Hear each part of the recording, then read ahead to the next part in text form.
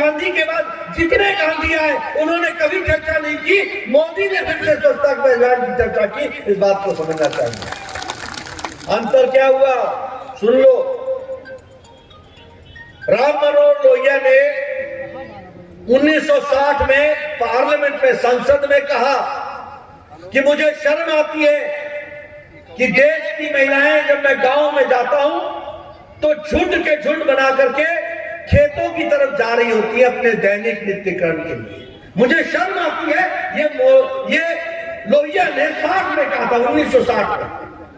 2014 में जब मोदी जी प्रधानमंत्री बने तो उन्होंने शौचालय के नाम पर स्वच्छ भारत में 11 करोड़ शौचालय बनाए, यानी 11 करोड़ बहनों को इज्जत घर दे करके उनको इज्जत देने का काम किया। तो मोदी जी ने किया, ये भी हमको याद रखना चाहिए। इसलिए मित्रों, चाहे बात गरीब की हो, महिला की हो, युवाओं की हो, सशक्तिकरण की हो, हर चीज में भारतीय जनता पार्टी ने आगे बढ़ चढ़ करके हिस्सा लिया। और इसलिए मैं रामचरण पांडे जी को बताता हूं कि रामचरण पांडे जी, यह सिर्फ आपका चुनाव नहीं है, ये इन मुद्दों का चुनाव है जिन मुद्दों पर आपको अपने खड़ा किया है।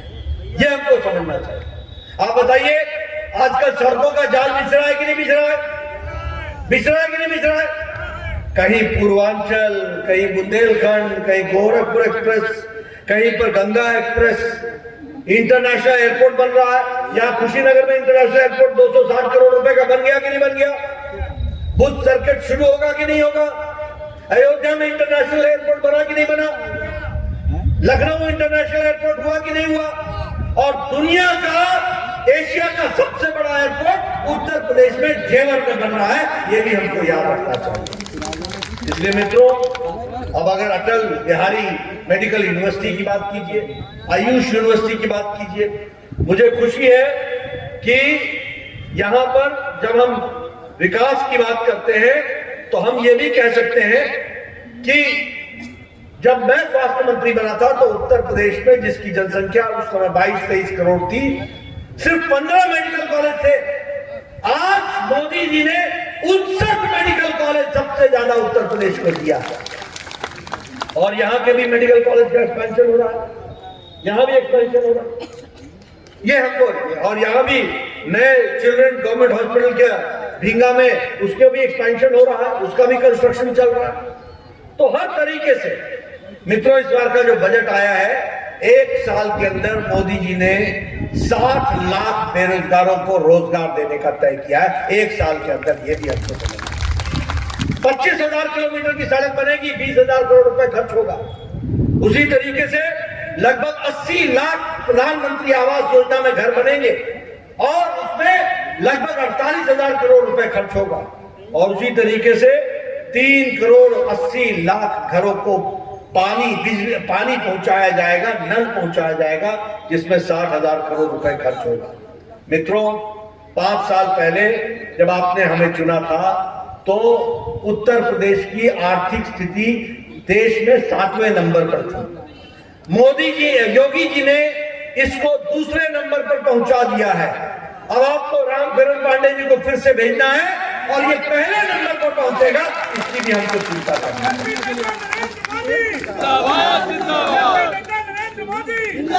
और मित्रों, हम लोगों ने तय किया कि किसानों के लिए हमारी सरकार आती है, रामचरण पांडे जी विधायक बनते हैं तो अब सिंचाई के लिए मुफ्त बिजली किसानों को मिलेगी, इसकी भी हमको।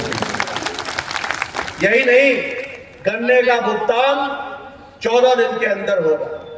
यही नहीं, हमारी बहनों के लिए, जो पढ़ने वाली बहनें होंगी, उनको मोपेड और स्कूटर दिया जाएगा, स्कूटी दी जाएगी।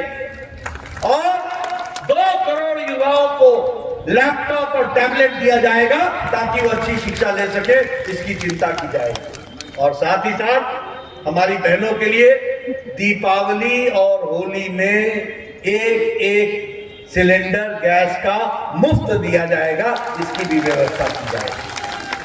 और आपको जानकर के खुशी होगी कि ये जो माफिया राज था ना, ये जो गुंडा राज, आतंकवादी राज था ना, इसको आप समाप्त करना चाहते थे ना, करना चाहते थे ना, योगी जी ने ने किया ना, किया कि नहीं किया?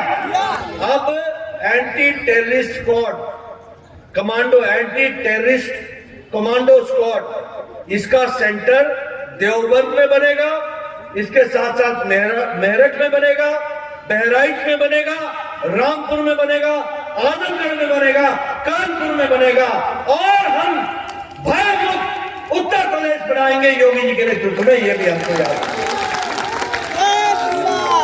मित्रों, जब मैं ये बात कहता हूं, आप बताइए 5 साल पहले यहां माफिया राज था कि नहीं था? था कि नहीं था? बहु बेटियां असुरक्षित थी कि नहीं थी? थी ना, असुरक्षित थी ना। आप बताइए, ये आजम खान जिसको अखिलेश जी साहब करके बुलाते हैं, ये दंदनाता था कि नहीं दंदनाता था? दंदनाता था कि नहीं दंदनाता था? ये मुख्तार अंसारी ये दंदनाता था कि नहीं दंदनाता था? ये आतिक अहमद दंदनाता था कि नहीं दंदनाता था? ये 5 साल पहले दंदनाते थे और 5 साल से जेल में तीनों गुल्ली डंडा खेल रहे हैं आजकल। गुल्ली डंडा। अब मैं पूछना चाहता हूं, आदमी वही था, कानून भी वही था, अपराध भी वही था, उस समय दंदना रहे थे, आज जेल के अंदर गुल्ली डंडा खेल रहे हैं। क्यों? इसलिए कि उस समय अखिलेश जी ने आंखों पे पट्टी बांध रखी थी, तुष्टीकरण की राजनीति चला रखी थी, और योगी जी के आने के बाद दूध का दूध पानी का पानी हुआ, अपराधी जेल में गया। ये परिस्थिति आकर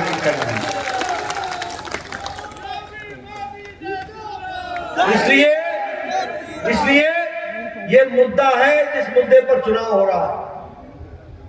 अगर आप चाहते हो रोजगार युक्त और भय मुक्त उत्तर प्रदेश बने, तो उसके लिए एक ही रास्ता है, वो रास्ता है रामशरण पांडे। ये याद है। आप बताइए, पिछले 5 साल से पहले अखिलेश जी के राज में 200 दंगे हुए कि नहीं हुए? 200 दंगे। 300 बार उत्तर प्रदेश बंद हुआ कि नहीं? कोई ना कोई जिला बंद हुआ कि नहीं? कर्फ्यू लगा कि नहीं लगा? पिछले 5 साल में एक भी दंगा योगी जी के राज में नहीं हुआ? नहीं हुआ ना? फर्क साफ है कि नहीं है? सोच ईमानदार है कि नहीं है? और काम दमदार है कि नहीं है? और काम असरदार है कि नहीं है? इसलिए 27 तारीख को आपका भी असरदार काम होना चाहिए, इसकी आपको चिंता करनी चाहिए। मुजफ्फरनगर के दंगे हुए, 92 लोग मारे गए, 5000 लोगों ने घर छोड़ दिया। सुप्रीम कोर्ट ने कहा कि अखिलेश की सरकार मूक दर्शक रही है, उसने एक खास धर्म के साथ भेदभाव किया और वो प्रशासन नाम की कोई चीज नहीं थी। कोई शर्म नहीं आई, कोई शर्म नहीं आई। और योगी जी, आप बताइए, 60 परिवार कैराना से पलायन कर गए थे कि नहीं कर गए थे? और ये वापस के वापस आकर के बसे कि नहीं बसे? ये होता है शासन की धमक, ये होती है शासन की हनक, ये होती है शासन की ताकत। इसको हमको समझना चाहिए। और मित्रों, अभी आज करहल में चुनाव हो रहा है। मैंने 3 दिन पहले सुना कि मुलायम सिंह यादव जी, उनके पूज्य पिताजी को करहल में आना पड़ा। और राजनीतिक दृष्टि से समझ लो दोस्तों कि जिसको ये अपना घर कहते थे, वहां अखिलेश जी को बचाने के लिए पूज्य पिता को आना पड़ा। अब अखिलेश उत्तर प्रदेश का चुनाव नहीं लड़ रहे हैं, वो करहल का चुनाव लड़ रहे हैं। वही धरती हिल गई है, ये आपको समझना चाहिए। इसलिए मित्रों, आपके सामने मैं कुछ और बातें नहीं रखना चाहता। आज अखिलेश जी का वक्तव्य आया कि आतंकवादियों के खिलाफ आप कार्रवाई करो, हमें क्या दिक्कत है? आपको बड़ी दिक्कत है, बड़ी दिक्कत है। मैं आपको दिक्कत समझाना चाहता हूं। मित्रों, आपके सामने मैं बताना चाहता हूं कि 23 नवंबर 2007, और मैं चाहूंगा मीडिया वाले मेरी तारीखों को नोट कर लें। 23 नवंबर 2007 कचहरी कांड जो लखनऊ, अयोध्या और वाराणसी में हुआ, जिसमें 15 लोग मारे गए और 50 लोग घायल हुए। उसी तरीके से दशाश्वमेध घाट का ब्लास्ट, श्रमजीवी का ब्लास्ट, नई दिल्ली, सरोजिनी नगर, गोविंदपुरी और पहाड़गंज में बम ब्लास्ट, संकट मोचन वाराणसी का बम ब्लास्ट, मुंबई के लोकल ट्रेन का बम ब्लास्ट। इस सारे बम ब्लास्ट में एक व्यक्ति जो कि हमारे इंडियन मुजाहिदीन का सदस्य था, जिसका नाम तारिक कासमी था, जो आजमगढ़ का रहने वाला था, और दूसरे का नाम खालिद मुजाहिद था, जो जौनपुर का रहने वाला था। इन दोनों के खिलाफ इन सारे बम ब्लास्ट के मुख्य अभियुक्त की इनके ऊपर चार्ज लगा। और अखिलेश जी ने बतौर मुख्यमंत्री 26 अप्रैल 2012 को इन लोगों के खिलाफ मुकदमे वापस लिए। ये आतंकवादी से लड़ेंगे क्या? ये आतंकवादी से लड़ेंगे क्या? ये मैंने आपको बम ब्लास्ट गिनाए सारे। इन सारे बम ब्लास्ट में ये तारिक कासमी और खालिद मुजाहिद दोनों के दोनों मुख्य अभियुक्त थे। और मीडिया वाले नोट कर लेना, मैंने नाम के साथ बम ब्लास्ट सारे बताए। अखिलेश बाबू जब आएंगे ना यहाँ, तो मेरे नाम से प्रश्न पूछना और मैं आपको बताता हूं वो जवाब नहीं दे सकेंगे। ये मैं आपको दावे के साथ बताना चाहता हूं। केस वापस ले लिए। इलाहाबाद हाईकोर्ट ने कहा तुम केस वापस नहीं ले सकते हो, ये भारत के संविधान के तहत केस लगे हैं, आईपीसी की धारा में केस लगे हैं, आतंकवादी के केस हैं, इनको छोड़ा नहीं जा सकता। केस चला, गोरखपुर के स्पेशल कोर्ट ने आजीवन कारावास और 4 जिंदगियों तक आजीवन कारावास की सजा सुनाई, जिसको अखिलेश जी ने छोड़ने का कहा।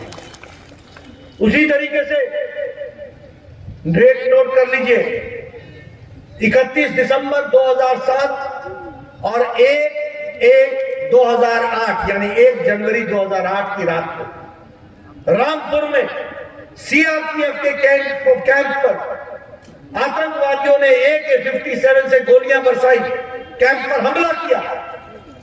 7 सीआरपीएफ के जवान मारे गए, 7 माताएं विधवा हो गई, उनकी कोख सुनी हो गई, 7 बहनें विधवा हो गई, 7 परिवार के बच्चे अनाथ हो गए, कोई पूछने वाला नहीं था। यूपी एसटीएफ ने और एनआईए ने एक व्यक्ति को पकड़ा जिसका नाम था शहाबुद्दीन। ये बिहार का रहने वाला था। ये लश्कर तैयबा का कमांडर इन चीफ निकला। इसके पकड़ने पर 7 लोग मुख्य अभियुक्त बने, 7 लोग। अखिलेश जी ने फिर इसी तारीख को 26 अप्रैल 2012 को इनको भी छोड़ दिया। और फिर इलाहाबाद हाईकोर्ट ने कहा इनको आप छोड़ नहीं सकते हो, इन पर मुकदमा चलेगा। और आपको जानकर के खुशी होगी, 4 लोगों को सजाए मौत हुई और 3 को आजीवन कारावास हुआ। ये भी हमको याद रखना चाहिए। इसलिए मित्रों, जब मैं ये सारी बातें आपके सामने रखता हूं तो ये सारी बातें पूरी ताकत के साथ और पूरी सच्चाई के साथ रखता हूं। आज मैं आपके सामने कहना चाहता हूं कि 11 जुलाई को 2021 अल-कायदा के सपोर्टेड लोगों ने लखनऊ के पुलिस के एटीएस ने, यूपी एटीएस ने मसीरुद्दीन नाम के व्यक्ति को और मिनहाज अहमद के नाम के व्यक्ति को पकड़ा। आरडीएक्स के साथ पकड़ा और उनका उद्देश्य था कि 15 अगस्त को वो अटैक करेंगे, हमारे इंडिपेंडेंस डे के दिन वो अटैक करेंगे। और इस पर ये ऑपरेट होते थे पाकिस्तान के बॉर्डर से। एक उमर हलमदी नाम का व्यक्ति था, वो इनको ऑर्डर देता था। इस पर अखिलेश जी ने 2021 में बयान दिया कि मुझे उत्तर प्रदेश की पुलिस पर विश्वास नहीं है। ऐसे हैं ये लोग, ऐसे इस तरीके का कारनामा करते हैं। अभी अहमदाबाद बम ब्लास्ट में 38 लोगों को परसों सजाए मौत सुनाई गई है, 38 लोगों को। और उसमें भी एक व्यक्ति जो कि जिसका नाम है मोहम्मद सैफ, उसको सजाए मौत हुई है। और उसका पिता शादाब अहमद जो कि संजर का रहने वाला है, जिसको उर्फ मिस्टर के नाम से जाना जाता है, वो समाजवादी पार्टी का कार्यकर्ता है और अखिलेश जी के साथ गले से गला मिल करके चल रहा है। ये अखिलेश जी को आतंकवादी परिवार ही मिलते हैं और कोई मिलता ही नहीं उत्तर प्रदेश में, और कोई नहीं मिलता। ये क्या संबंध है, मैं जानना चाहता हूं। ये देशद्रोहियों के साथ अखिलेश जी का क्या संबंध है, मैं जानना चाहता हूं। ये आतंकवादियों के साथ उनका क्या संबंध है, मैं जानना चाहता हूं। ये चुनाव का मुद्दा है मित्रों। ये सिर्फ रामचरण पांडे को भेजने का मतलब नहीं है। रामचरण पांडे को लेकर भेजने का मतलब यह है कि श्रावस्ती को भय मुक्त रखना है, श्रावस्ती को आतंकवाद मुक्त रखना है, श्रावस्ती को आगे बढ़ते हुए देखना है। ये बात हमको समझना चाहिए। अखिलेश जी ने संविधान की शपथ ली थी, मैं संविधान की रक्षा करूंगा, अक्षुण्ण रखूंगा, और वो कर क्या रहे हैं? वो आतंकवादियों की रक्षा कर रहे हैं। वो आतंकवादियों के उनको फलने फूलने का मौका दे रहे हैं। यूपी, अभी आपने 3 दिन पहले सुना कि नहीं सुना? ए पुलिस बोलते हो, सुना कि नहीं सुना? सुना कि नहीं सुना? ये पुलिस का मनोबल गिराते हो, पुलिस का मनोबल गिराते हो और गुंडागर्दी और आतंकवादियों को प्रोत्साहन देते हो। ऐसे उत्तर प्रदेश चलेगा क्या? ऐसे चलने देना है क्या? मित्रों, ये सारी बातें आपके सामने मैंने रखी है। वो इसलिए रखी है कि आप उत्तर प्रदेश में सिर्फ रामचरण पांडे को चुनाव में जिता नहीं रहे हो, आप इनके माध्यम से उत्तर प्रदेश को मजबूती प्रदान कर रहे हो, उसको ताकत दे रहे हो, अपना भला कर रहे हो, अपने विकास का भला कर रहे हो, अपने स्थान का भला कर रहे हो। बोलो, रामचरण पांडे जी सबकी चिंता करते हैं कि नहीं करते हैं? करते हैं कि नहीं करते हैं? इनका ख्याल रखोगे कि नहीं रखोगे? इनको जिताओगे ना पूरी ताकत से? 27 तारीख रामचरण पांडे के नाम, पक्का? मित्रों, यही आपसे मैं निवेदन करने आया हूं। आपने इतनी धूप में इतनी शांति,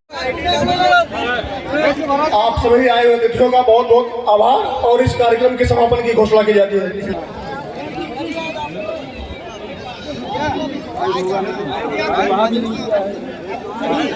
आईडी उठा ली हुआ है भैया।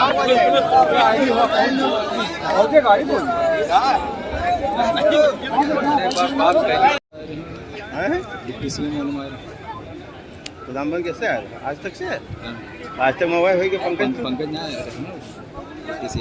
पंकज छुट्टी पे हुई।